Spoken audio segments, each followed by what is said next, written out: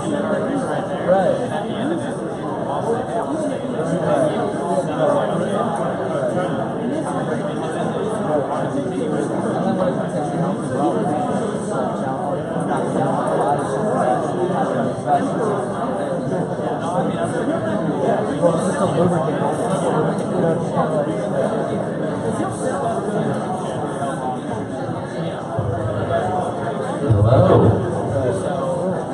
Welcome. How's everybody doing this afternoon? That's good. Welcome to the Dallas Entrepreneur Center, or the DEC as we call it. My name is Trey Bowles. I am co-founder and CEO. We are super excited you guys are here this afternoon. Obviously, we've got some really exceptional programming tonight, and we're excited for this wonderful partnership we have with the Capital Factory. Can you guys help us welcome the Capital Factory to Dallas?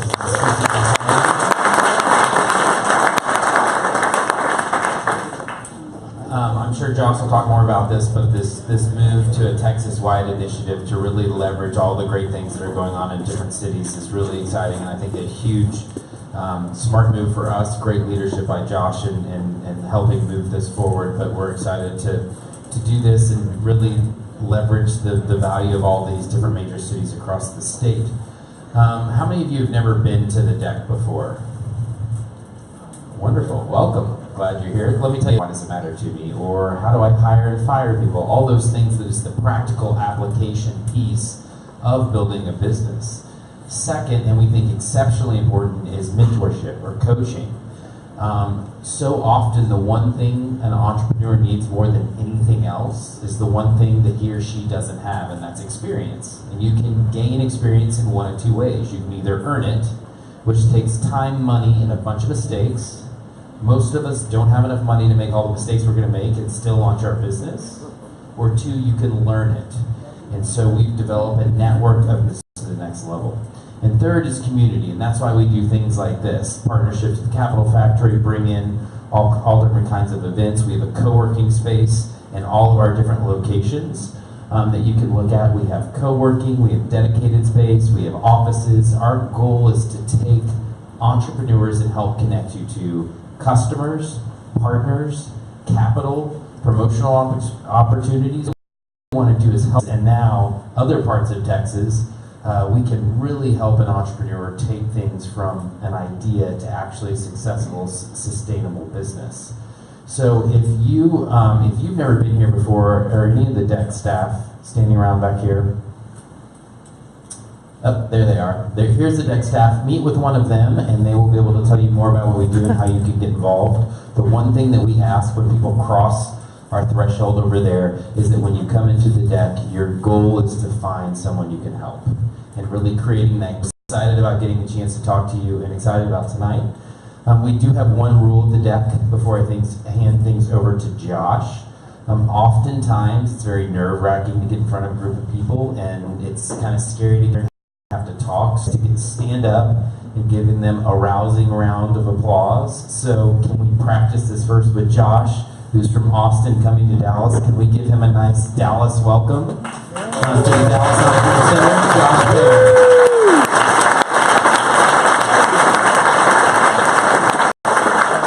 I'm Josh Baer, and this is our intro to fundraising in Texas. This is the first real Texas edition. A big shout out and thank you to Trey and to everybody at the DEC. We couldn't be here today if Trey didn't really have a big vision for how we could all work together and seeing the possibilities of the synergies that happen when we collaborate. And that started actually with a guy named Ben Lamb. Ben is an entrepreneur who's in both Austin and Dallas, so not surprisingly was one of the first people to kind of see some of those connections and really actually physically push Trey and I together and say, you guys need to talk more and figure this out. So thank you to both of them for really helping to make this happen, and like I said, to everybody at the DEC staff. So we're going to talk about the intro to fundraising today. And first, I'll tell you what's going to happen. I'm going to talk for a little bit about the beginning, and then we've got some great guests to come up to bring up after, and then lots of time after that for all of us just to hang out and talk, and for you get to talk to anybody that you want to. But first, I'd like to just get got a bunch UT Dallas, a bunch more. Awesome. I think that's different. All right, who's born in Texas? About half of you. We got some real Texans. All right, who's the founder of the startup? Awesome. A lot of you. You're in the right place. All right, who's looking for investors? All right, no brainer. You're also in the right place. Good. All right, B2B or B2C. You're working on consumer stuff. Not nearly as many. Yeah, that's a little harder in Texas. We'll talk about that too. And then what about B2B? Of course. All right, we like you guys too. We love you all. All right, awesome. That's really helpful. Here's what we're going to talk about today. I'm going to talk a little bit about why Texas, what's this whole Texas story. And for us, that goes into what we call the Texas Startup Manifesto, which is just a really big fan. So it's an interesting number to talk about. Then we'll list out all the different accelerators in Texas, all the different angel networks, all the different venture capital. Tiny little camera popped up in the middle. And the meetup group for this is DallasStartupScene.com. We're going to be doing more other events like this as well. And the blog post that describes what I'm going to talk about what it takes to raise $500,000 goes into detail of that at bit.ly/500K 2017. So that's, if there's anything you want to down or remember. Also, some other great online resources. I try to make sure that the things we talk about here aren't things that you could just go watch online or see somewhere else easily, but that's why we have a lot of question and answers and people up here to talk to. But some other great resources that you might want to is a great way to understand how the venture capital's business model works. If you're going and asking them for money, it's really helpful to understand what they're trying to do and how their business works when you go do that. And then the Sam Altman startup class had some great videos that came and a playbook that came out of that he put together. So those are all some really great resources too. Okay, and then last notes before we jump into it. This is part of a series that we do. In Austin, we do a different talk like this every Tuesday. The first Tuesday of the month is always the intro to fundraising. And so now, instead of just doing that every month in Austin, every month we're doing it in a different city. So this week, this month it's Dallas, and who knows, maybe next month it'll be in Houston. We also do sessions on how to become a mentor or an investor. We do pitch practice sessions to help people practice their pitch if they're going to be up on stage presenting. We do an intro to the Austin startup scene, which is more for people that are new to town, new to startups, want to plug into startups and things like that. And there's a happy hour for those people. And then we do an event called Epic Office Hours, which is, and these are all of our events that are open to the public. The Epic Office Hours is like a massive speed dating event to help entrepreneurs plug into the scene and meet potential mentors and other people that can help them and get a lot of feedback really quickly. And the first one of those we're doing in Dallas is actually tomorrow. It's not too late to sign up for it or just to come if you want to be part of it. It'll be here at the deck from 1 to 4 p.m. And we've got a bus full, besides, there's a whole ton of Capital Factory people up here from Austin today, but there's a bunch more people coming up tomorrow just for this event. And they're coming up. They're some of our best mentors and most active people at Capital. And I think you're all here, so you all know that, but it really is. Texas has been doing really well for quite a while, and it looks like it's well positioned to keep doing that. It seems like everywhere you look, Texas is just at the top of all the lists. Here's the Kauffman Foundation's survey of startup activity, pointing out that in this particular case for 2017, Texas was the #2 startup state, coming off of number 1 in 2016. Obviously, none of this is an exact science. You can measure it lots of different ways, but the big takeaway for me for this is obviously Texas is doing really well and has a really lot going on and compares really favorably to most of the other states out there. Look in hubs or startup metros where the most is going on, and it's all the cities you'd expect: Austin, Dallas, Houston, and San Antonio. So Texas overall is just doing really, really well. And my impression, I don't know what you think, but I think things are only getting better. We certainly have some challenges, like every place that grows fast has to deal with housing affordability, with transportation. We want to get more funding into Texas. There are things that we need to work on, but overall, Texas is doing really, really well, and I certainly feel pretty good that the next 10 years to me look just as good as the past 10 years. I don't think it's slowing down. So that leads us to the Texas Startup Manifesto. And really, it starts by this triangle that connects together the 4 different cities. And really, in many ways, I feel like this is one of the biggest opportunities that's missed out there, that they don't see the power of connecting these places together. These cities by itself, may not be the best startup city in the world, and I think they're all great. Only getting better. Texas could take on any city, any state, any country in the world, and that's I think the opportunity that we have here. When you bring to travel. And I was in Austin this morning, and I could be home tonight. I happen to be staying overnight tonight because we have that event tomorrow. But I've done lots of day trips up here to Dallas, and lots of people on my team have. And so what that means is that if you're in Dallas and you want to tap into some of the stuff going on in Austin, you don't have to move to Austin. You can just go there for the day. Last week, or 2 weeks ago, we had Tim Cook, the CEO of Apple, down in Austin because he was doing a big announcement in Austin, and he was at Capital for your startup, right? That there should have been a Dallas startup down there, and there could have been, and there's no reason why if you had the chance to pitch to Tim Cook, you wouldn't have driven down there for it. And the same thing goes for investors or mentors or customers or other people that you might want to have in. There's so many big companies based up here. And then also private equity. There's a lot of family offices and other wealth up here and other things to tap into as well besides mentors and startups and other people that could help them.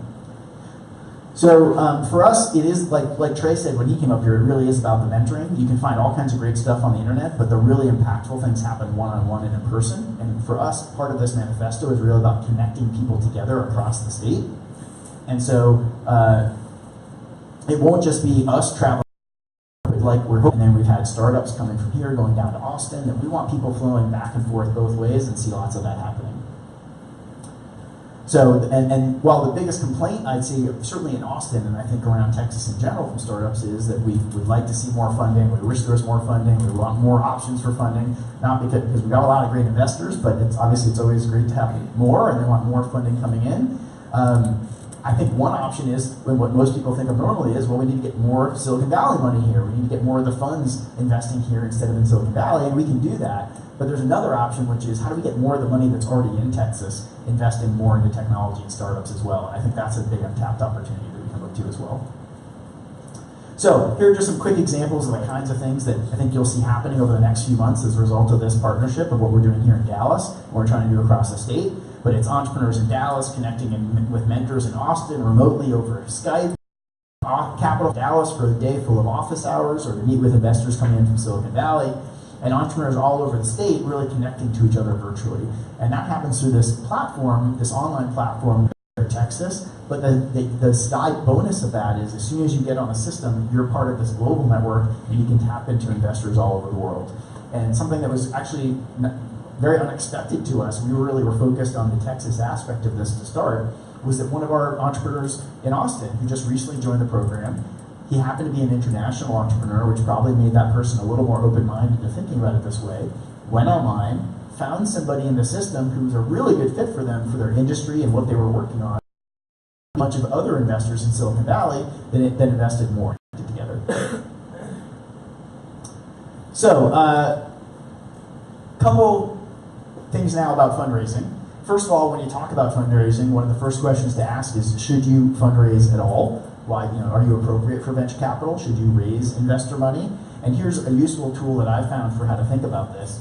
The first thing, ask yourself, which if you understand the business, you start to look into it, you see it's actually very expensive for them to open new markets and grow. Well, that's a good fit for venture capital because you probably aren't going to be able to do it any other way. It takes so much money. Maybe you don't need any investors, right? You can start it without much money. So that's a good business to bootstrap, to start without investors and to grow on your own. And maybe, doesn't mean you never ever take investors, but that's kind of how to think about it when you get started, is it doesn't take much money, it's not going to be that big of a business, this is a good business for me to bootstrap.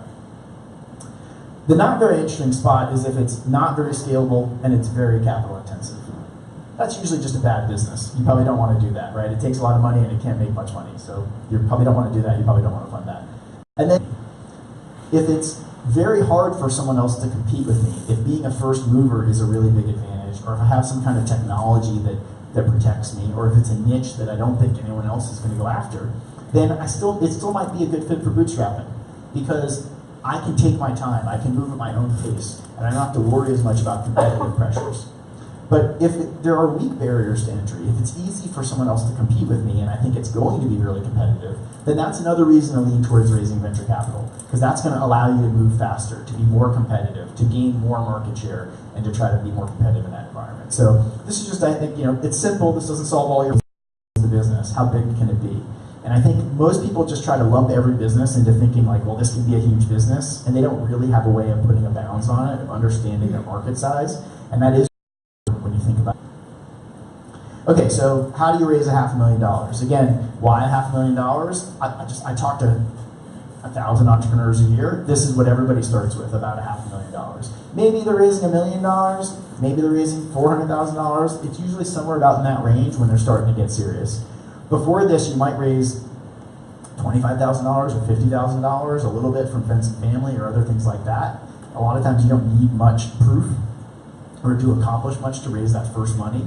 But these days, if you want to go raise a half for you to raise money, the first thing and the most important is the team. In the early stages of a company, when you're investing in startups and tech, it's all about the team. That's one of the most important parts. If you have a great team, if you have a really experienced team of people that have done it before, that investors are dying to work with, then nothing else matters. Actually, that's all you need. If you have, if you're a serial entrepreneur and you've done this a whole bunch of times before, then you probably have other investor contacts, and people are dying to go invest in you. And just when you have an idea, people will go throw money at you. But chances are, if that was you, you wouldn't actually be here right now, because you would need to come to the intro to fundraising. And most people I talk to, that's not the spot they're in. They don't have a million people throwing money at them trying to figure pedigree. For a lot of tech investors, having worked at Google or Amazon is a really strong thing for the team. That they'll see that as a really positive benefit. Having had a medium success before, even if you didn't create a company that went public and sold for $1 billion, if you created a company that was successful in any way, that's a good mark in your favor. But the team is going to be one of the most important factors and the first thing you're going to look at. Now, interestingly enough, of all these things, the team is actually the easiest one to fix, and the thing that can make the biggest impact on your business. And I think it's so often overlooked. And people are sitting there banging their heads against the other four things, going like, well, how do I get more traction? How do I do this? How do I do this other thing to go make myself more investable? And actually, the best thing they could go do is add someone to the team. Because adding someone to the team, really think about it. And also, as a startup, often you can get great people to join your team, and often you don't think you can. You think, like, why would they join some startup? But actually, it's easier than you think. So that's the first thing I would take away from that. The next thing is the market. We talked about this a little bit on the previous slide, but investors that are investing venture capital dollars, they need to invest in businesses that can become really big businesses. The kind of catch-all for that is usually a $1 billion business, that it can become a $1 billion market. And the general rule of thumb there is if it's a $1 billion market and you get a big chunk of it, say you have 10% of the market, which for most markets is a good market penetration, then you have a $100 million business, right? And that starts to become the kind of business that could go public and produce the kind of returns that investors want. Obviously, bigger is better, right? They'd love it to become a $20, $30, $100 million business. And it's possible for investors to make money on businesses that don't become $1 billion businesses. But usually they have to believe that it has the potential to become a $1 billion business. It has to be in the realm of possibilities, or it's going to be hard for you to raise money. You need to have meaningful traction with customers. And that's what most people need to raise money. Not everybody does it. Some people raise money without any traction on just an idea, but it's fewer and fewer people, because it's getting easier and easier to get started. It's cheaper and cheaper to start a business. There's more and more tools and more help to get you going. And because of all those things, more is expected of you. You're expected to get more done. Because when investors are looking at your deal versus somebody else's, it's going to be, here's this thing, I've got an idea, here's what I'm going to go do. And someone else is going to be like, well, here's my thing, I already built it. I got 5 people using it. It's real. And that's going to usually look more attractive. That's going to look better. And so you're going to be expected to get something up and running on it. Very often I have people come pitch me ideas for businesses where they're doing something that no one's ever done before, and they look at me like it's totally obvious that people are going to use it and pay for it. And it's just not. It's really hard to get people to do things they've never done before. So if that's what you're doing, if you're doing something that's making somebody do something they've never done before, you're probably going to have to show proof that you can actually get people to go do it. And getting customers to sign up in advance or to take some other action is a good way to go do that. Social proof from a key investor. So there's a little bit of a catch-22, but in order to get investors, one thing you usually need to do is convince that first person, right? And that first person, often being an influential person or a leader that other people look up to, can make a big difference. Because a lot of investors are followers. And there's a whole bunch of people I could tell you that I trust where if they invest in a company, I'm not going to ask a whole bunch more questions. That's like almost good enough for me. I'm probably really interested in investing too. And so a lot of, especially angels, but I don't think you always need it because it's possible to get customer traction without building a product. And it's possible to get, you're going to have something working and somebody using it, some proof that you can execute, that you can get stuff done, and that if you build it, people will use it. Like, that the dogs eat the dog food. And so you usually have to build something. So these are the 5 key things. I think all investors look at things different ways. Different investors you talk to might give you a different list. But if I had to break it down, I find most of the companies I'm talking to fall into those 5 buckets, and when I meet with them, I can usually a little bit behind on time, so I'm going to go quickly through these lists. Again, all of these lists are posted online at bit.ly/Texas fundraising. So again, you can reference them as well, but these are the lists of all the different investors. Now, there are different blog posts maintained in different places that try to list out all the investors in Texas. It's actually kind of hard to do. The list is changing all the time, which is a good thing. There's new investors and counts or what doesn't, and do they actually have funds they're investing or things like that. But this is my list of who I see in market that's active doing things. And I break down a couple different ways. The first one's accelerators. An accelerator is a program. We run one at Capital Factory. I know there's a bunch of other ones here in the room tonight that particularly focus. Of course, then saying that, then I immediately realize one that's not on the list that's here tonight. So I'll point that one out. And so you can see a bunch of different focuses here. Athena Health focused on health tech, and Health Wildcatters, I know is here in the room, also focused on health here in Dallas. Manifest does cybersecurity. The one I'm so embarrassed to miss is RevTech, which was on the wall here and was here at the deck, and David's here from RevTech, and they focus on retail technology here in Dallas. SKU does consumer packaged goods, so think things where distribution on store shelves is a really key part of their success. And then there's a little bit more general tech accelerators like Techstars for Capital Factory that work with all kinds of tech companies out there as well. And this list, like I said, this list is always changing. There's new options and things coming to Texas. But these are all resources that can help members, and they're one of the most active angel groups in the country. But there are also active angel groups in Houston and around the state, and many of them collaborate. One group will do a deal, and they'll syndicate it across the other groups too. The angel groups tend to be more conservative than a typical angel investor, partly because they're all working together to evaluate and screen deals.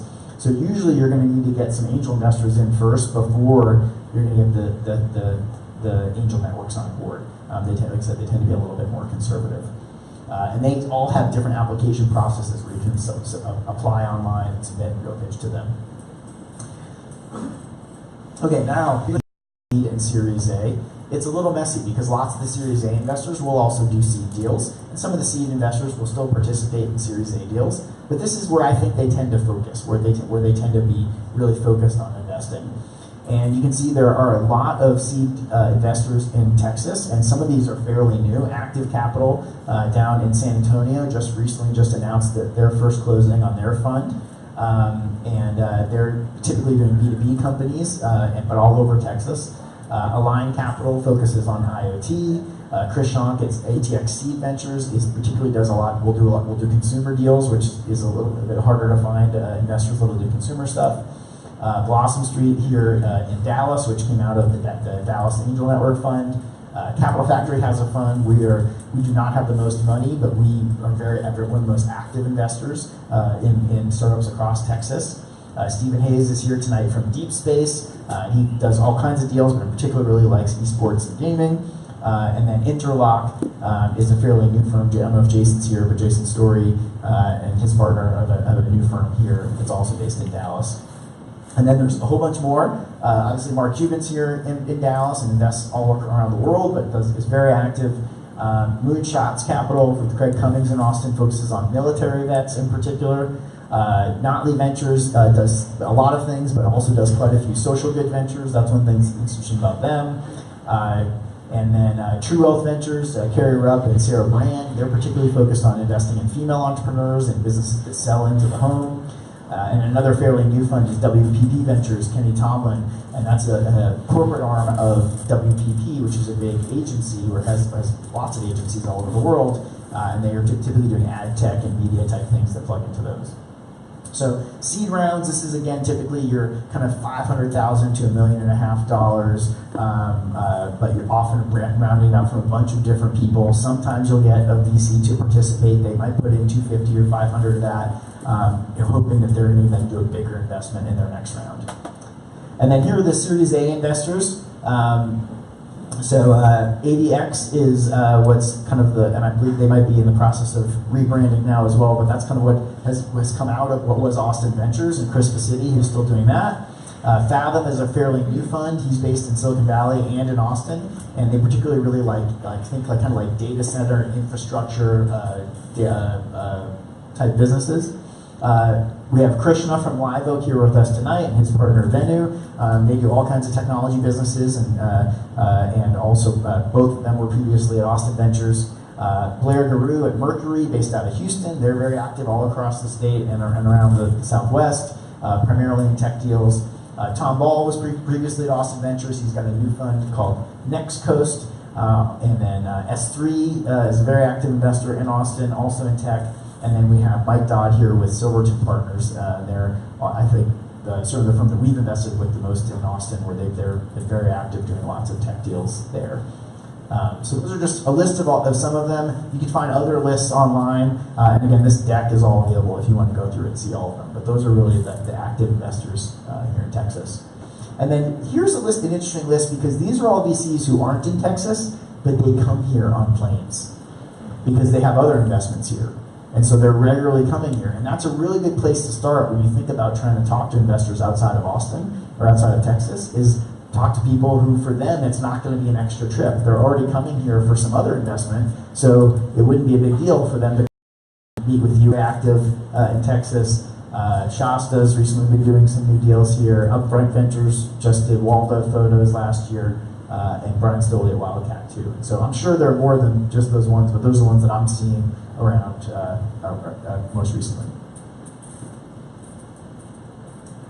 And then most of that was all tech. Actually, one of the questions I should have asked at the beginning was who here is in tech and who wasn't.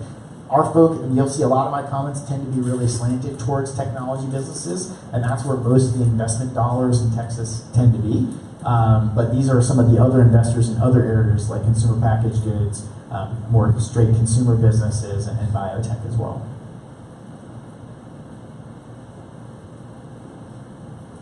All right, so like I said, you can find all of this online. The one URL at the top, bit.ly/Texas fundraising, and this whole deck, and so it has all the links and all the lists and everything that you just saw there. The recording of the event as well will be up there. And while the recording, the slides don't change a lot from month to month, although they do change a little bit.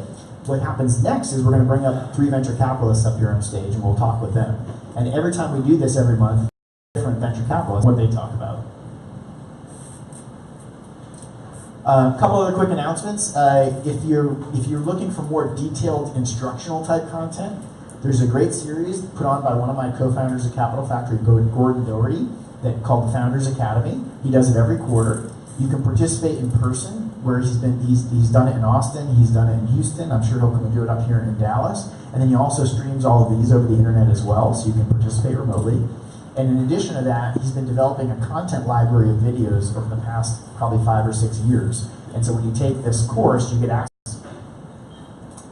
And then here's another just general reading list I find for most of the people that are interested in this types of topics. These 3 books are 3 that I would start that I find really, it's not necessarily for every single business, but if you're just getting started, very, very helpful. And I think this is one of the most practical, most helpful. This book, Get Backed, is about how to reach out to investors and how to be successful with it. It was really just all the way to get up to speed on all the different terms and how things work, and how the whole business operates and how to raise money. So some different good, valuable resources for more information. All right, so next up, I'm gonna invite up our 3 guests to come up for the Q&A. So if you don't mind, let's give them another big standing round of applause like you did for me. For Mike Dodd, Stephen Hayes, and Krishna Srinivasan. Come on up. I'm going to talk to you. And so first up, we've got Mike Dodd over at the left. And Mike, I first got to know when he was at Austin Ventures. He was an entrepreneur before that, and so he's worked with an operator working with successful businesses, but then also was investing at Austin Ventures and worked with him on some companies there. And then most recently, he now joined Silverton Partners, and I've done a lot of deals with Silverton over the years. So Mike, can you tell us just a little bit about what you kind of think of, like, what's Silverton's world and what kind of things you invest in, and what's the sweet spot? When are they really ready for you? has been around for about 12 years. We're just finishing up raising our 5th fund. We are Series A investors primarily, which means typically that we invest when the company has revenue, typically between $25,000 and $150,000 of monthly recurring revenue. We invest in both enterprise as well as consumer. We probably skew a little more towards enterprise than consumer projects. And most of our businesses are actually quite capital efficient. We didn't do Uber, although we do have Favor, which is not that capital efficient. And we're really kind of entrepreneur first. We're known to back our entrepreneurs and go along with them. So as Josh pointed on his previous couple of slides, you know, the team matters in a big way, and really that entrepreneur is the person we're backing first. And market, obviously big market, we all look for big markets. We generally, our funds are between $75 and $120 million each. Our average check size is, you know, probably $2 million for the first check. On average, our companies have between $3 and $7 million invested from us in them. We also do seed investing, but we're primarily Series A investors. So in a portfolio, in a fund, we may have 22 investments, kind of 17 to 20 are Series A, and the other 4 or 5 or 6 are seed investments. Perfect. Thanks. Hey guys, I'm Stephen Hayes from Deep Space Ventures, and that's really loud. Our fund is located here in Dallas. Talk close to it. Tastes kind of funny, would you? So Deep Space Ventures is located here in Dallas. I raised the fund at the end of 2015, launched it in March of 2016. We're primarily a seed stage investor. We've made 15 investments to date. You can boil all of those down into 2 buckets. B2B enterprise software is one. There's 10 investments in that bucket. Esports or gaming, there's 4 investments in that bucket. And then our one B2C investment is in the fintech space, and we did that with Silverton. So that's what we've done. 7 of those deals have been in Dallas, 3 in Austin, and the rest are scattered mostly up and down the West Coast because of gaming with a little bit of East Coast exposure. So still super early. I would say 3 of our investments have been what we would call pre-seed, which is before you're ready to even, maybe not even raise the full $500,000 that Josh was talking about earlier. But the bulk of our portfolio is seed stage. So when you're ready to raise institutional capital, when you're ready to raise between 1 to 3 million, and our average check size, which is just under $500,000, would be either a lead investor or maybe your second largest investor in the total syndicate. That's when you're ready for us. For local entrepreneurs, happy to talk to you super early. I mean, at the idea stage even. So it's always helpful to start building the relationship early, in my opinion. Great. All right, Krishna. Should I try this? Can you hear me? My name is Krishna Srinivasan with Live Oak Venture Partners, based in Austin. All of us used to be at Austin Ventures. Began our careers at Austin Ventures beginning of 2000, and then officially raised Live Oak Venture Partners. Spent the last decade there, and then came out, and all 3 of us collectively together raised Live Oak Venture Partners about 5 years ago. First fund was a $109 million fund, and we are wrapping up our second fund currently. The strategy is we put this in 4 buckets. Bucket number 1 is we're very pan-Texas, as I said earlier. Had some great success investing and backing companies here in Dallas. I think we've had about $1 billion plus in exits in the Dallas market, so always excited to come back here. Notable ones where we incubated Spatial Wireless here, and then seed investor at Mavenir, which went public. We have pan-Texas in nature. We have a great company in Houston, so think of all markets.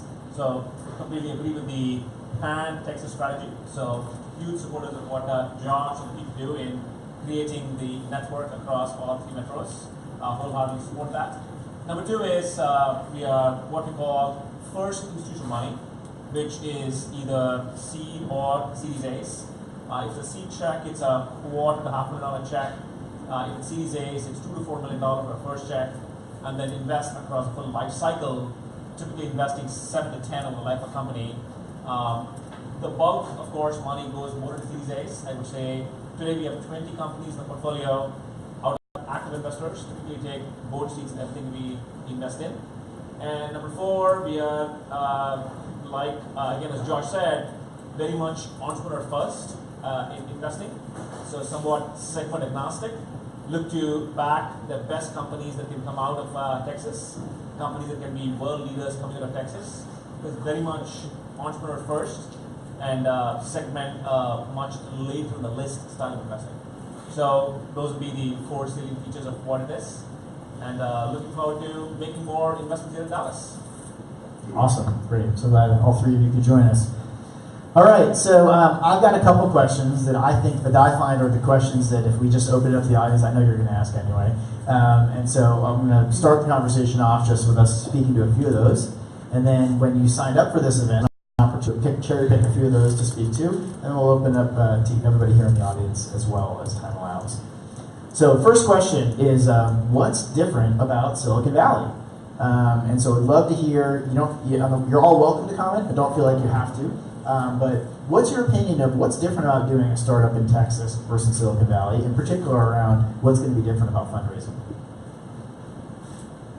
All right, I have the mic, so let me go. So I think, clearly what's different about Silicon Valley is the capital, undoubtedly. Let's call it a spade here.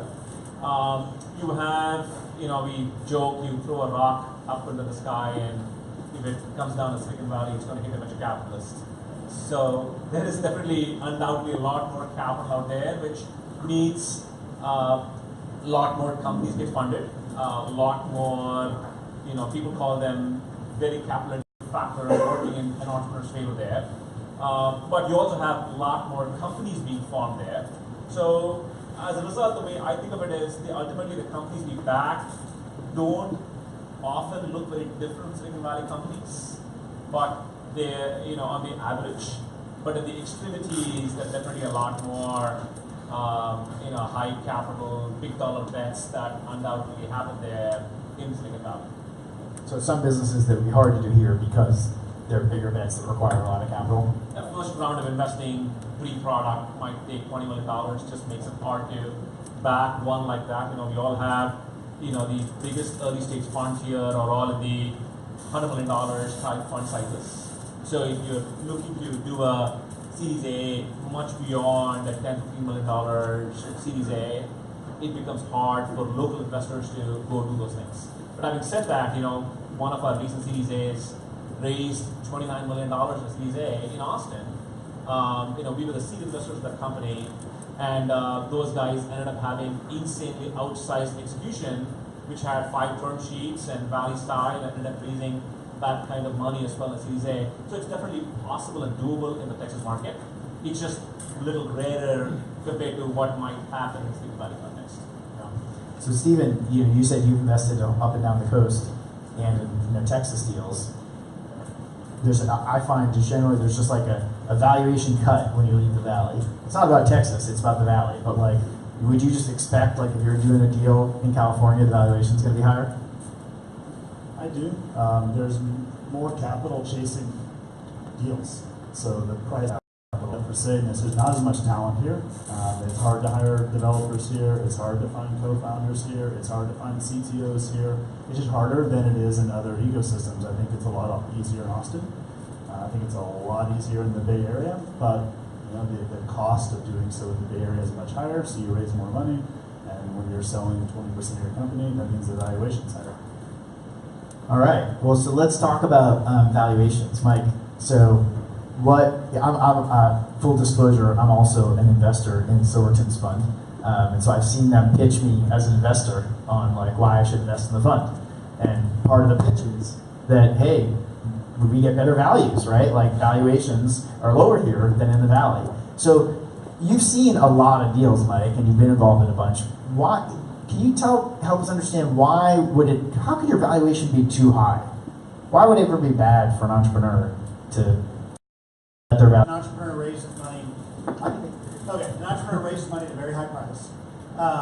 They raised $20 million at $100 million valuation. They may be only doing $1 or $2 million in revenue. they're going to burn through that money. And typically, if they raise a lot, they're going to burn money even faster. They're going to buy the fancy chair and the nice office space, as opposed to kind of being lean. They blow the money. So when they've grown for 2 years later, they're out of the money, and they've only are at $4 million in revenue, and they've got to go raise money. They need to raise an up round. That means north of the $100 million valuation that just raised that. And it turns out it gets harder. And so the higher the price, the more you get boxed in. You also get boxed in because $50 and you've raised $50 million. There's very little money left for all the employees and you as a founder. So the great thing about building a company in Texas is it's a lot cheaper, as you would say. And because of that, you don't need to raise as much money. Therefore, you don't pile all this money on top of it.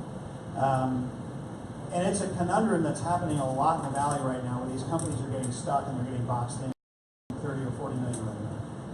You know, it's funny, in the news recently was Juicero, right? This big Silicon Valley juicer machine that raised tons of money, and it was for a smart juicer, and in hindsight, all these people are laughing at it and saying what else. But in the commentary about that I've seen, people talking about it, one of the comments I saw that I certainly agree with is that it's too much money is much more likely to kill a company than not enough money. And it really does happen, is you get too much money and you actually go do really stupid things because constraints are good for you. So it's not a black and white thing. Obviously, in general, within reasonable bounds, better, you want to get up and can go too far. And the goal is not just to drive your valuation up as high as you can, as fast as you can. All right, another really common question that we'll always get from the audience, and especially when there's venture capitalists here, because they usually have about those things, what they're good for, what they're not, and why you might prefer one or the other. Again, it's a function of how much of a round is it going to be. If the round is somewhere in the max of 1 to 1.5 maximum Million. Sorry? Million.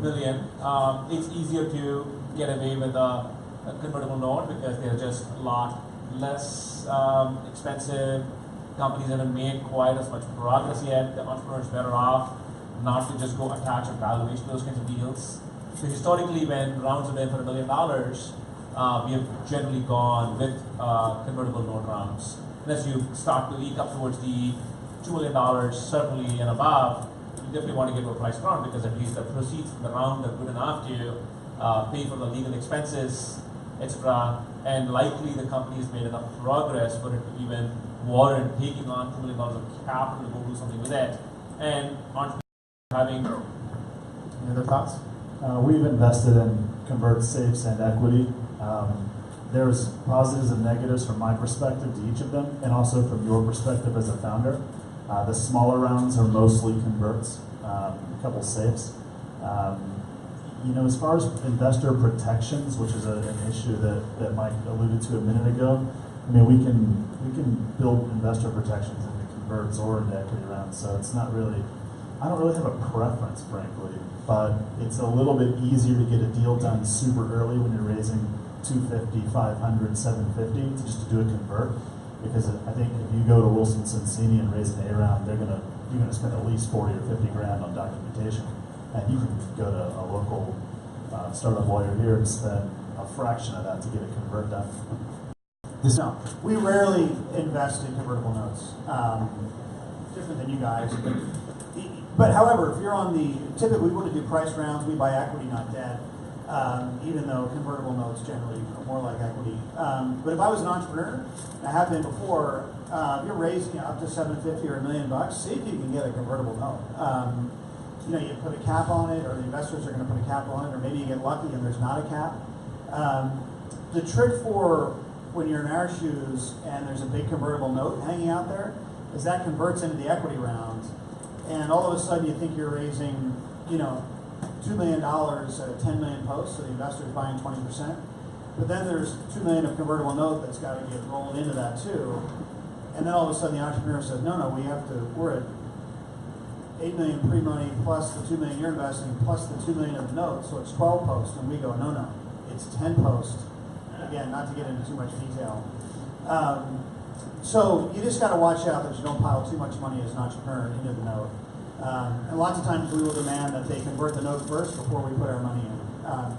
But in general, convertible notes are friendly for entrepreneurs to a point, and I'm all for it. as an entrepreneur. Good points. I've certainly seen a lot of entrepreneurs not realize how much they've piled up on the note, or that the note has interest and discounts and other things that make the note balloon and get bigger over time. And it can really be a big weight that you're carrying behind you that builds up over time. And at the same time, it's the obvious place to start. Like, that's what you start with the note. It's simple, it's cheap, it's fast, it's fun. Go do that. I generally would do a price round with, I'd want to have one of these people up on the with someone that does a lot of deals, and they're gonna actually be able to pick a good, negotiate a good price because they know what they're talking about. Another good reason for the note is just to be when you're dealing with maybe less sophisticated investors as well. Keeps it simpler. Do you different now? Yeah, I agree with that perspective. I think you can definitely get in a bad spot. People don't think about what the notion of a cap that exists. It just feels like a free debt money, but there's a reason there's a cap there. Do the math in terms of dollars raised at the cap. You're effectively giving up a ton of money if you end up raising, I think, north of $1 million. So it's definitely good to have the discipline and say it's not an infinite source of money to go to a convertible note, and show there is enough progress to go to a priced round as soon as possible. Is what I would recommend. All right, I don't want to spend too much time on this, but it is a common question that I get. Anybody want to sign my NDA? No. And add just a little bit of color on that? Is that why you won't sign it? Well, I mean, it's Why won't you sign it? going to create a mess if there's an issue. It could potentially create a mess for me. I can't remember every deal I've looked at, seen the risk, and then they went and told their company, and then they tried to copy it. Like, that just creates a mess. There's a level of trust between early stage investors and founders.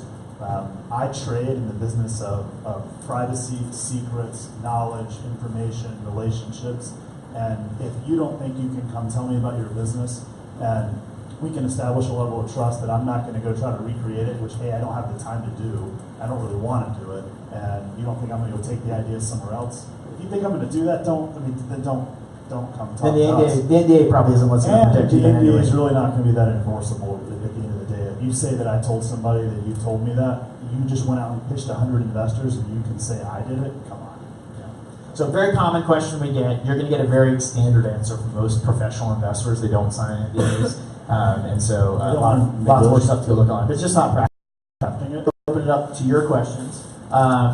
So one of my favorite, an investor I follow and I enjoy is Mark Suster out in LA. He's with Upfront Ventures, who we mentioned before. And he wrote this blog post quite a long time ago, in 2010. He said, I invest in lines, not dots. And what he meant by that is, when I meet somebody at once, that's a point in time, it's a dot. I know where you are, because I just met you, but I don't really know where you're going. I have to meet you more than once. And once I have multiple dots, now I can draw a line and I can see where you're going. And hopefully that's up and to the right. And I can see the progress you're making and what you're doing. And I think a lot of entrepreneurs get the misconception to start that they're going to meet somebody and they're going to meet them and they're just going to decide to invest. So on average, when you invest in something, It's stage dependent a little bit. I think these guys can speak to Series A and beyond, but for pre-seed and seed, I mean, let me just give you the two ends of the range for what's in our portfolio. One founder I got an intro on Monday, I met him on a Wednesday, and I funded on Friday. That's an exception. Then another story is our first exit, which is closing in the next month. I met that founder. I wanted to be in his deal. We had 7 meetings over a 9-month period. I passed, and then there wasn't room for me, and then I wanted to be at, and it just went round and round and round. Finally got a deal done early this year. So almost a year of us kind of circling around each other. So I think, and then there's all of the different options in the middle. I think to be very clear about the answer, it's very hard to invest after one meeting, one phone call, one email. It happens probably more in the Bay. probably more in early stage seed than with and it happens a couple with $1 million investors. checks. Angel investors in the Bay are known for just stroking a check at a first meeting. I just haven't seen it happen in our market that much. What about from you're writing a couple $1 million check? What's your relationship look like, Mike? Yeah, it does vary. It's not within a week. It can be as short as a couple weeks, 2 or 3 weeks, and it can be as long as a year. I mean, we invested in a great company at a capital factory called Aceable, and we passed when we were doing the seed round, and we kicked ourselves for that, but we got a chance to come back and do the A round, and it's been a great one so far. So it really, it's all over the map. But I mean, generally, What's the average though? What do you think? You know, most common. It's not 2 to 3 weeks for you guys. I know No, that. it's probably 6 to 12 weeks. So a few months. a few months. Yeah. 2 months. Meeting them and talking to them. Fundraising takes like 6 months. Really. Like that's what you have to be. A lot of people I meet and they show up and they think like, oh, great, I'm about to start raising money. Okay, I want to have it raised a month from now. And it's just like, it's not happening. That's not the way this goes down. That's about right, but these things end up being fairly sort of bimodal in nature.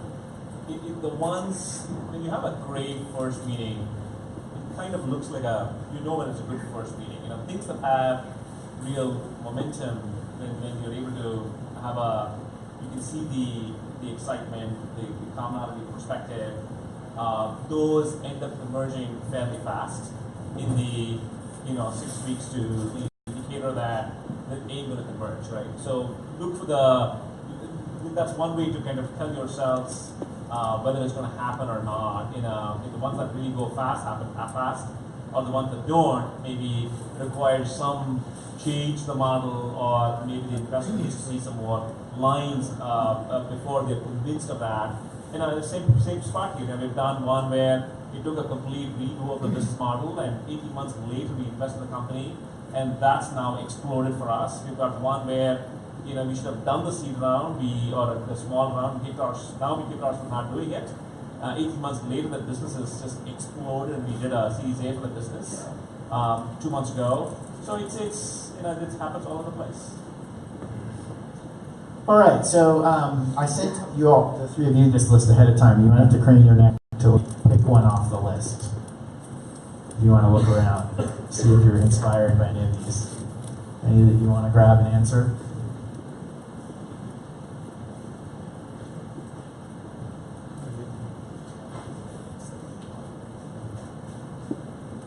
You want to start? While they look. The second to the bottom one, how do I impress an investor at a pitching event? It's really hard, but it's certainly possible. In my opinion, when you go to a pitch event, assuming you're on stage pitching, you want to be really concise and tell your story. Usually there's judges, and you want to be really well rehearsed at answering the questions with concise answers. Nothing's worse than when I go to a pitch event, TechCrunch, or whatever it may be. Investors are asking questions in the Fed, and that's the worst. So be ready to address those kind of questions.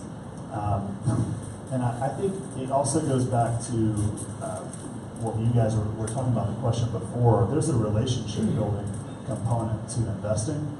And if I'm a founder and I'm going to a pitch event, and I know there's going to be certain investors there, I'm going to reach out to those investors 3 or 4 weeks before, tell them, hey, I'm going to run into you at this event. I'd love to do 20 minutes on the phone with you before we get there, and just give you kind of a high level of my background, what I'm doing. Then get on stage and do your thing. Then go find them in the crowd afterwards. That's the right way to do it. It's all about relationship building. When you're in a 12-week diligence cycle, you're not going to get a yes in the first meeting. And I think a lot of founders think that after your first 30-minute phone call, they think you're going to go ahead and say yes. And even if you love it, you're still not going to say yes that fast. So I just rambled a lot, but those are my thoughts. Cool. Let me take question 1, 2, 3, 4, 5. What are you going to do? You give me the dynamics. Wait, I was going to take that one. We can do both of that too. So just to, I'll give you 2 examples, and in both of those have an example like Mike did. Both of those, one company is called Opcity, and the other company is called Telestacks. Tell you 2 different dynamics there. Opcity is in the real estate deal referral business. Incredible entrepreneur. He came to pitch a seed round to us last year. Had founded Yoda before. Very early in the business, and they were trying to build this real estate lead referral business, and very early. We had a common understanding with the entrepreneur of what they knew and what they did not know. And in that case, clearly we don't know if they can build a business, etc., etc. But we were willing to underwrite the risk that they can get to build a scalable business and attract a business there. because the entrepreneur was a credible guy who had built a couple $100 million business before. We had known him for a while in the local Austin landscape, and so we ended up underwriting a bet that this team can go figure out how to crack the market.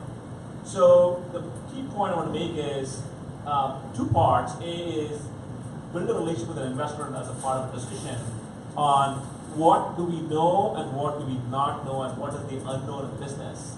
See, in that case, what we knew was great guys. What we didn't know is can this not scale? But we, as guys being very entrepreneur focused, we're willing to underwrite the uncertainty that these guys can scale and build it. Our bet was right. That business has insanely exploded, the fastest growing business we've seen. And this is the one I talked about, which had 5 term sheets and did a $30 million round of financing, and we're happy we had a good chunk of the seed and being a player of the day. A different company which we looked at 2 years ago called DevilStacks, which is doing open source based, enabling communications with the applications, huge open source following for the guys. Guys were lean, hungry, and said, well, we don't know how to monetize this open source stuff. A lot of ideas, right along with us, doing $1 million round of financing, and we'll go figure it out together is what they said. And we were like, whoa, there's so many corpses in this whole open source landscape. Many have monetized, but a faster number have not monetized it. So we agreed as to what we knew and what we did not know about compelling technology, unknown monetization. We were not underwriting business on top of the open source engaged on a global basis. We were wrong, and because the team really has crushed it in the next 18, 24 months, and we paid the price by paying a much bigger price when they came back in for their real Series A financing. And clearly the lines were visible as the quote that Josh had put up, and we should have underwritten the risk the last time.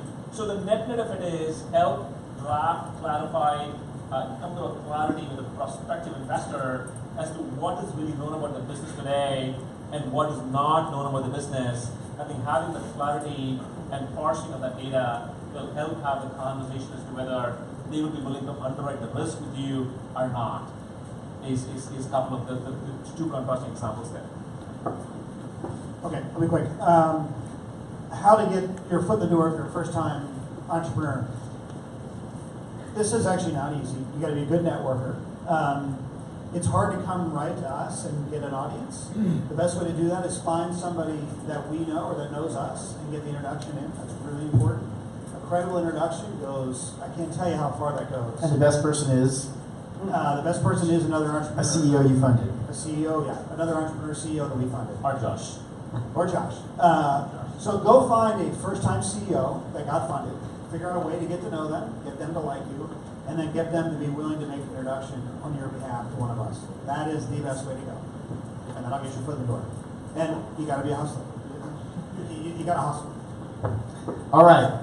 Those were some of your questions. Appreciate everyone's been a great audience through all this, and I'm so excited to see all of you here. We got about 15 more minutes to open it up to questions from the audience, and then after that, we're going to roll into. I'm going to point out just a few so that when we go. So let's open it up to all of you.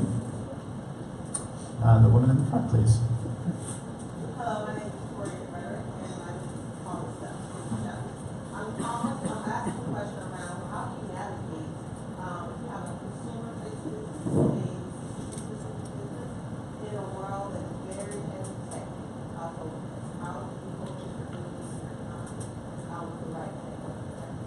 I'm just going to repeat that for everybody. The question was, she has in the food space, a CPG type business, and she's saying, hey, how do I navigate and get this funded and get resources when everybody's talking about tech all the time? Yeah, I'll take that. So they're very specific, and in fact, Josh had a list up that just do CPG investing. It's a smaller community of investors. However, the number of entrepreneurs in your space is also a lot smaller. So I think actually you may have a better opportunity to raise money than a tech entrepreneur. You just got a rifle shot and find those folks who do CPG investing. Look, CPG is on a great upswing right now, particularly in markets like Austin, San Francisco, Boulder, Boston, New York, or Brooklyn. There's a ton of really interesting CPG. That whole category is getting completely recreated. Every shelf in the food aisle or every shelf in the grocery store is literally being recreated. I think that's actually a very interesting market, particularly in the natural health food space.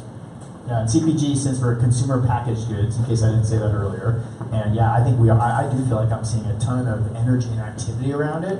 But the thing that maybe the really important point that you're bringing up is someone who invests in tech startups is just not even going to look at that. Like it's not like an investor is just like looking for good deals and they'll look at any good deal. Investors have things they're interested in and they like and that they're comfortable with. And so you need to find the people that get that and are comfortable with that. One that I mentioned previously was SKU, S-K-U, and that's an accelerator focused on CPG startups. And honestly, I think they've got a great track record. I think almost every company that I've seen go through there has gone on and raised funding and be successful.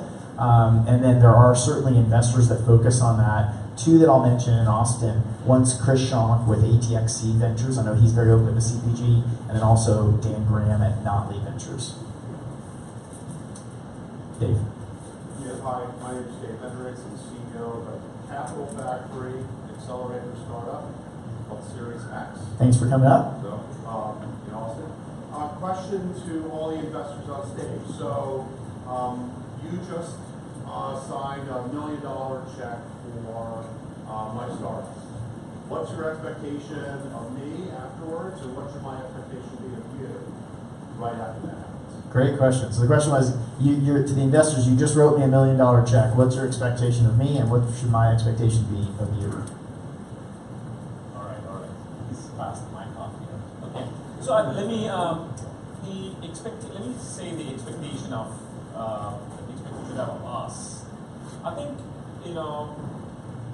I'm sure every company we are probably won a competitive auction to be your partner in building this. And as a part of moving in coding, I think we told you that look, we're going to be in the foxhole with you through the ups and downs and be your partner through all aspects of company building. And so you're looking for a partner who's going to be engaged. And you would, if you did your work right about us, you would have hopefully found that we were engaged partners through others' journeys.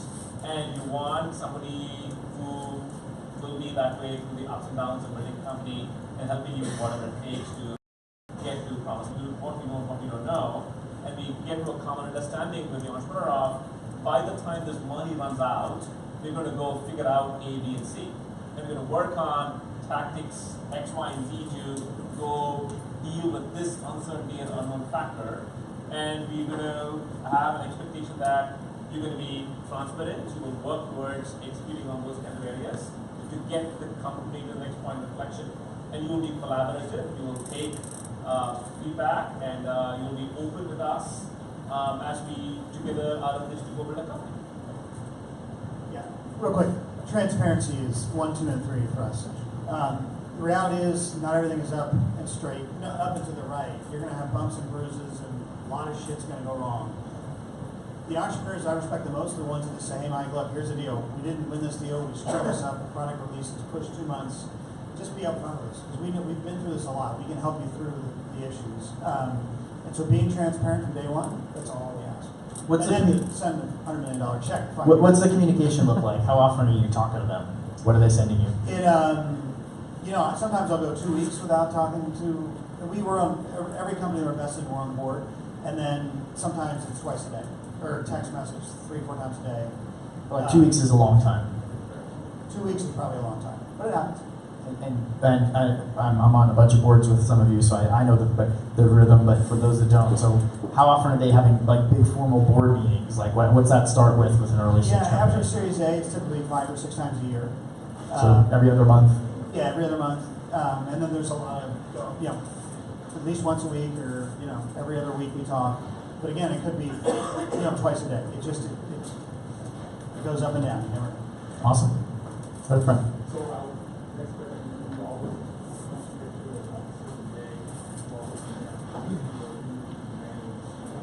The question was, do you always ask for a board seat when you have a Series A? I think. Yes. Or seed. No, not necessarily. Yeah, be less likely with seed, more likely with A. It's very unlikely, and frankly, like seed investors. I mean, if you look at these guys' portfolio over the long run, a Series A investor is going to have less deals, but bigger checks. we're going to have a ton of deals, and some of them are small checks, and it's just not physically possible to manage a bunch of board seats. But if the VC's investing, you should think like their expectation is they want to be on the board. Maybe they're not on in this round, but like that's the intent is they're going to be on the board.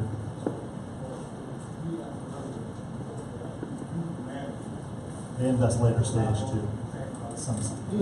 Yeah, I think it's just very hard to be. Typically, I think the same model for my show, where typically investor in the company, and so being in the board, not only gives us the extra ability to influence and change and so on. So that's the need for it. Awesome, gentleman right here. Could you speak about pros and cons of strategic investors, whether or not you guys ever syndicate strategic investors? So the question was about strategic corporate investors. What's it mean to get a company to invest in your business? This might be stage dependent as well, so I'm curious, these guys might have a different answer. I've seen great strategic investors in my deals, and I've seen terrible. Great bring you channels to market, they bring you customers, they bring you eyeballs, they bring you resources, sales teams, marketing, they bring you a lot of stuff that you can't afford to do internally as a startup. So I think for the most part, strategic investment is good. Bad side of strategic investment is strategic investors often overpay, and they often invest in a way that precludes VCs who have particular hang-ups about certain terms or certain types of deals from investing. And I've also been in deals where a strategic investor leads around, they take a board seat, they force the direction of the company, but that wasn't the direction the market demanded the company to go in, and it actually really hurt the company. They should have been going in a different direction, but the strategic, who also had control because they wrote a huge check, they ran the company into the ground.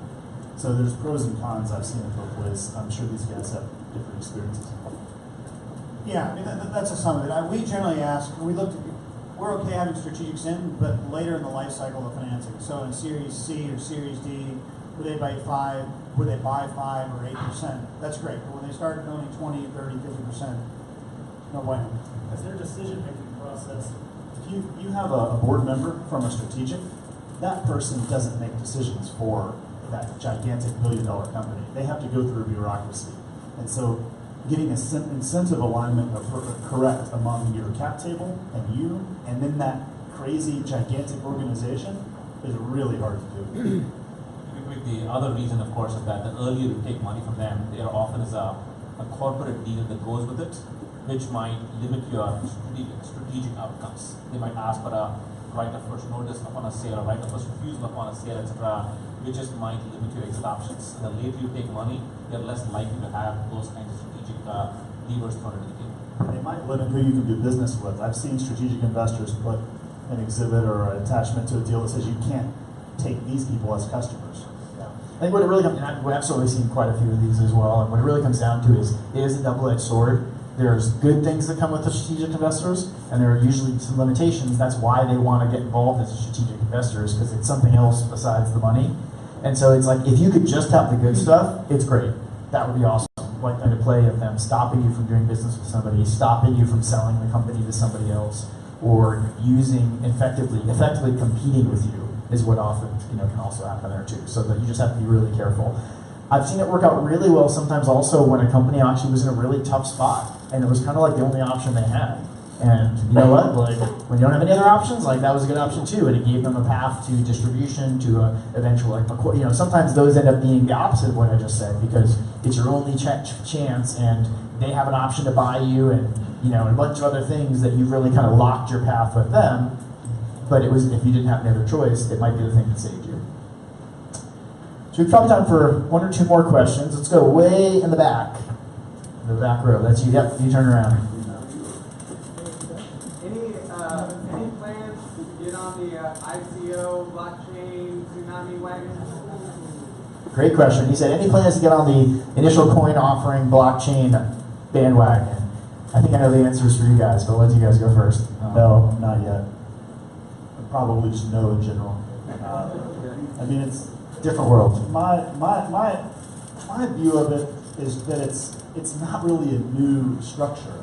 It's just a new name. It's a securitized asset. And we saw what that did to the mortgage industry. We saw what that has done to a bunch of different industries in the past. So I'm staying away from it. Yeah, and we've same thing. We've done a fair amount of studying on just blockchain in general. We're fascinated by it. We haven't found the right project to do. We probably wouldn't do it around a currency. We'd do it in some other vertical. And there's dozens and dozens and dozens of blockchain companies chasing dozens and dozens of verticals, none of which have a lot of traction. So see, this is the problem. When you take these esoteric kind of projects, you can put $4 million in, and it may be 6 years before they get revenue, and you got to keep feeding it. Therefore, it becomes something that looked capital efficient, all of a sudden becomes capital inefficient and takes a lot of capital.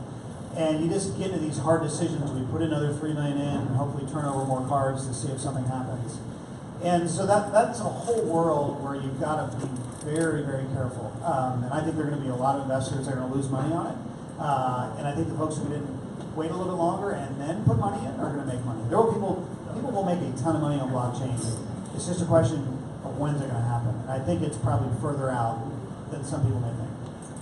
Yeah, and so this is something I've been looking into a bunch recently as well. I think it's a very interesting space that I'm really excited about, but it also makes me realize that it's not where my expertise is. Investing in those kinds of businesses is very different than what I think I'm an expert at, and investing in tech startups and equity type investments.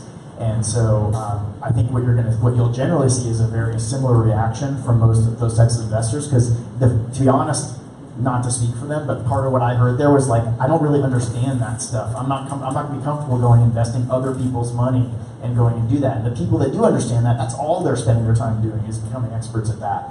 And so like for me, actually one of our founders at Capital Factory just started a new fund called Multicoin Capital. And it is effectively a hedge fund or investment fund just to go invest in those things, because most people that are doing other types of investments aren't investing in those types of things. And for me, I had been very lucky. I bought about $10,000 worth of Bitcoin at a good time, and then I forgot about it. I was just lucky. I didn't know plan. I looked a couple months later, and it was worth $30,000. I was like, well, that's cool. So I split it up, and I put $10,000 into Ethereum and $10,000 into Litecoin, and then we look a couple months later, and it was $75,000, and it was like, okay, but I'm basically just like hitting the lottery. Like, there's no brains involved in any of this. I'm just like got lucky with it. So then I took that money, $75,000, and I gave it to them. And I was like, all right, you guys are actually like knowing what you're doing with this. And I think that's what you're going to see a lot of investors doing, is giving it to people who that's what they focus on and specialize in. We'll do one more question, and then we will jump to the happy hour, and I'll be around. Hopefully these guys are around, and we'll all be able to chat one-on-one too. It's an ag tech. Okay, you forgot us.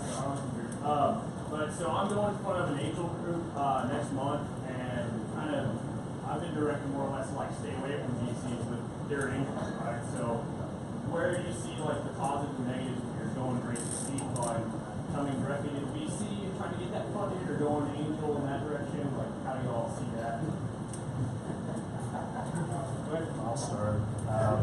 Repeat it. I mean, the angel groups are fine, and go see them. If they charge you money to pitch, that just makes me call. That's garbage in my opinion. I think some of the angel groups are excellent around the state, around Austin, San Antonio, some in Dallas, one in Fort Worth. So yeah, definitely go talk to them. As far as ag tech, there's a number of investors that are solely focused on ag tech, and there's not that many, and they're very easy to get a hold of. If I were you, I would cold call the whole dozen of them that are super focused on seed stage ag tech. And that might be overstating the number that are focused on seed stage ag tech. Yeah, so part of what I heard there was obviously talk to the right investors. And so you're going to, kind of like to the CPG question, if you're going barking up the wrong tree, it's going to be a waste of your time. But part of the other question I heard there was, should I go to angel investors first or go to VCs first? And that, it's a really hard thing to evaluate, and it's a little bit of like figuring out like, well, how far am I shooting? How big am I trying to make this? Or how big do you get a $5 million check from Krishna? Like, that would be a great thing to do. Like, it saves you a whole bunch of time. If you actually know what you need to go do, you can just go start doing it, and you've got plenty of money in the bank to go run with it. Like, theoretically, that's like the best thing to go do.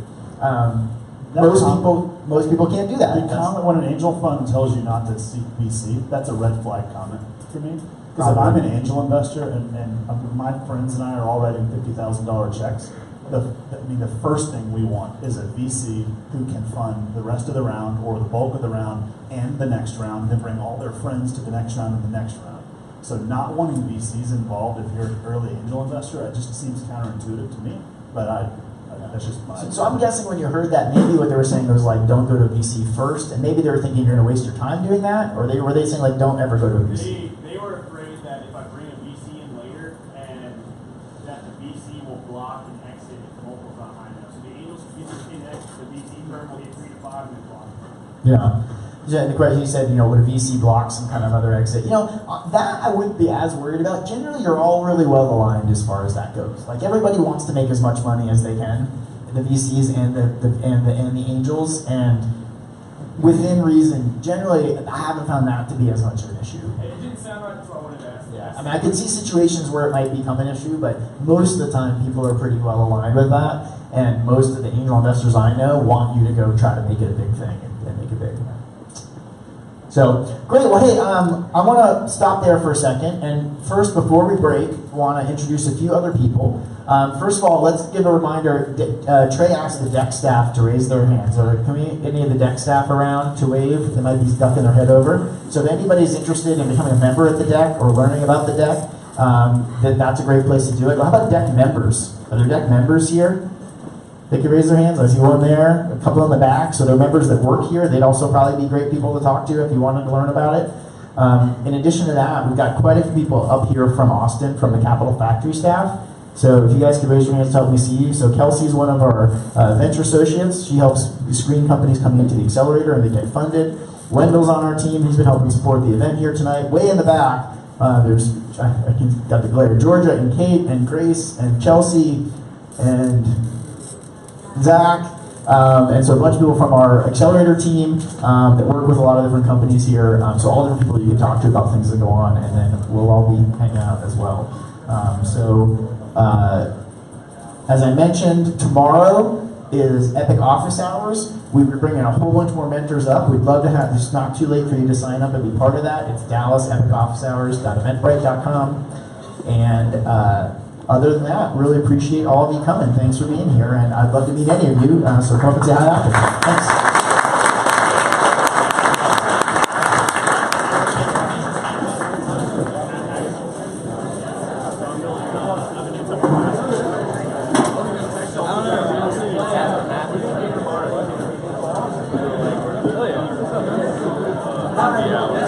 I think that's like literally just a networking happy hour, isn't it? I'm not sure. You can right there after you ask her. Yeah. I'm wondering. I do have like I have to save it, but I'm not sure. Like parking expires. Where are you going? Yeah. Yeah, I need to pay for parking. Well, I don't know. I sort of want to see what's going on here. Maybe I got the wrong one. Yeah.